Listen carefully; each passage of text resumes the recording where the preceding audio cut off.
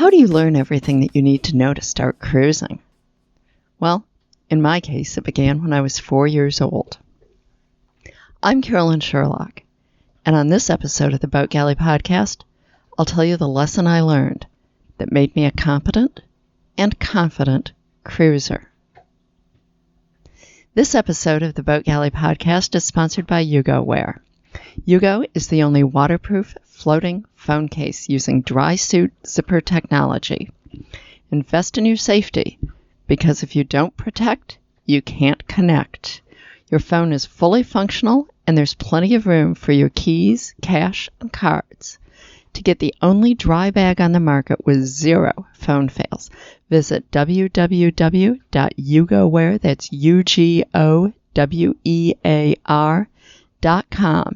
and use the promo code BG20 for 20% off your order. Yugo, prepare for adventure. Everything I needed to know to go cruising, I learned from my mom. No, she wasn't a cruiser, a sailor, a diesel mechanic, or an electrician. Those skills would have been helpful, but not as helpful as what she did teach me. You see, what she gave me was a way of looking at things, confident that we could do something so completely different than what we'd ever done before. My mom died from cancer at a way too young 57, when I was just 19. But her words are with me every day. She said, "If you can read, you can do anything." Dave and I were lifelong dinghy racers when we bought Kate Hall and began cruising just a few months later. We had done 3 charters and twice helped friends deliver boats. That was our only experience. But we knew how to read, and I knew how to order books from Amazon. Within a few days of signing the papers to purchase our new-to-us but 24-year-old Tiana 37, I'd spent several $100s on reference books on everything from diesel engines to 12-volt wiring to navigating with GPS, using radar to anchoring techniques, and more. We made sure we had owner's manuals for every system. We started reading, and with what we did already know, we soon felt confident enough to leave the dock. As new situations arose, and they did every day, we kept reading and learning. Mom was right. We learned to do everything we needed. We didn't have to know it all. We just had to have a good library. Prior to cruising, I never dreamed of replacing a voltage regulator. I didn't even know what a voltage regulator was. But when our batteries just stopped charging in a remote anchorage in the Sea of Cortez, I got the books out, determined that the voltage regulator was at fault, and figured out how to install the spare, which was quite different from the existing one. We could charge our batteries once again. More often, I was the one perched on the settee, the boat torn apart, and reading step-by-step directions to Dave as he worked on something. When friends ask us about our most memorable times cruising, we talk of the beautiful anchorages, the wildlife, the countries we visited, and we get out the smartphone and show pretty pictures. And all of that was memorable.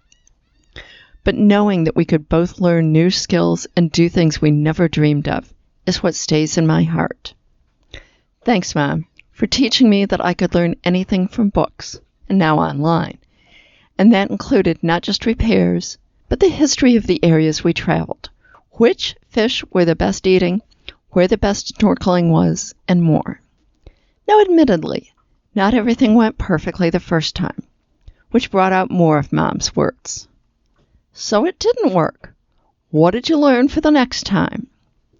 Almost always, this was accompanied by the story of Thomas Edison searching for the right material for a light bulb filament and trying one material after another with no luck. In her telling, after each unsuccessful try, Edison would say, No, it's not a failure. I know now one more thing that won't work." To Mom, not succeeding was never a reason to quit.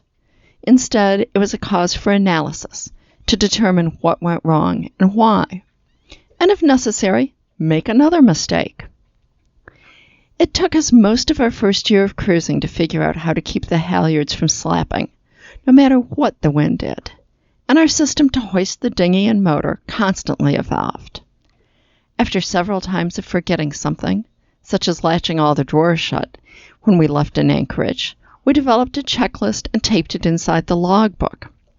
After totally forgetting to provision certain items, toothpaste comes to mind. I developed an inventory and provisioning spreadsheet to make sure we had adequate supplies when cruising in areas without stores.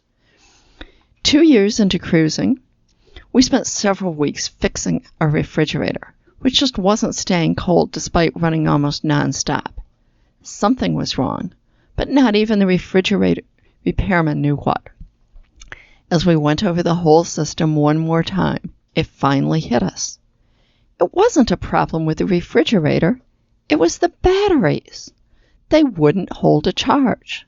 With the voltage low, the refrigerator wouldn't cool, but the thermostat wouldn't let it cycle off. We bought new batteries and installed them. The cold beer an hour later was one of the best I've ever had. Yeah, we failed to fix the refrigerator, initially, but we persevered when the experts didn't have an answer, and success was ours. Thanks, Mom, for teaching me to keep at a problem, learn what hasn't worked, and never give up. The final attitude that Mom instilled in me was the most important, though. You're never going to feel like you're ready, so just do it. Whenever I was hesitant about a new venture, she'd push me to go outside my comfort zone. One of my earliest memories is Halloween, when I was probably 4. For several days before, Mom had me practice ringing our doorbell and saying trick or treat when she'd open the door. The big day arrived, and I was still nervous about the whole thing. I knew I couldn't do it. Mom and Dad walked me over to the neighbor's house, but they didn't go up to the door with me. Oh, no, they stayed on the sidewalk. I walked halfway to the door and then ran back to Mom and Dad. I can't. I wanted more practice. I very clearly remember Mom crouching down and looking me in the eye. She told me I would never feel ready, and the only way to do it was just to do it. If I tried it and hated it, we'd go home. Of course, when the neighbor gave me a chocolate bar and Mom said I could eat it right then, I wasn't about to go home. I went to every house on our block. Mom believed that you could only prepare so long. You had to go out and actually do it. You couldn't know if you were ready until you tried. Looking back, I think when Mom was telling me to go do it, she was equally telling herself to let me try on my own. It would have been easy for her to protect me, to do things for me, to tell me no when I wanted to do something that might get me injured.